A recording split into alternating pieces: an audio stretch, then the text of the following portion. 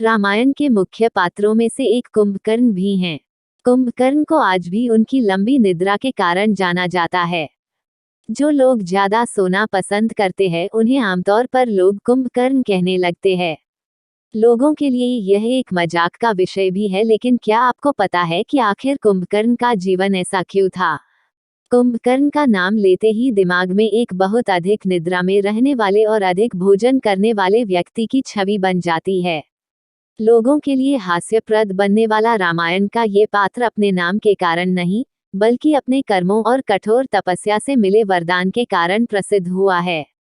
रामायण के अनुसार कुंभकर्ण रावण का छोटा और विभीषण और शूर्पणखा का बड़ा भाई था। वह ऋषि विश्रवा और राक्षसी कैशी का पुत्र था। कुंभकर्ण नाम का अर्थ अधिक सोने वाला बिल्कुल भी नहीं है। असल में इसका अर्थ है कुंभ यानी घड़ा और कर्ण का अर्थ है कान। बचपन से ही बड़े कान होने के कारण उनका नाम कुंभकर्ण रखा गया था। पौराणिक कथाओं के अनुसार कुंभकर्ण बचपन से ही बहुत बलवान था और अपने बड़े भाई की तरह तपस्वी भी था। साथ ही वह इतना भोजन करता था कि पूरे नगर का भोजन भी उसके लिए कम पड़ जाता था।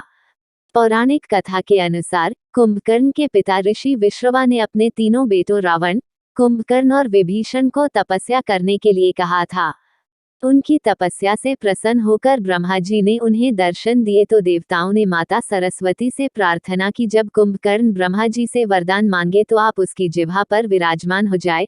मां सरस्वती ने सबकी प्रार्थना को स्वीकार किया और कुंभकर्ण की जिह्वा पर विराजमान हो गईं, जिसके कारण कुंभकर्ण जैसे ही वर मांगने लगा तो उसके मुख से इंद्रासन की जगह निद्रासन निकला और ब्रह्मा जी ने उसकी इच्छा पूरी कर दी। जब कुंभकर्ण को इस बात का पश्चाताप हुआ तो उसने ब्रह्मा जी से निवेदन करने लगा, तो ब्रह्मा जी ने अवधि को घटाकर 6 महीने तक कर दिया, जिसके बाद वह 6 महीने के लिए सो जाता और सिर्फ एक दिन जागता, उसके बाद वापस सो जाता था। कुंभकर्ण को यह वरदान देते हुए ब्रह्मा जी ने ये भी कहा था कि यदि कोई भी उसे बलपूर्वक जगाने का प्रयास करेगा तो वह कुंभकर्ण के जीवन का अंतिम दिन होगा।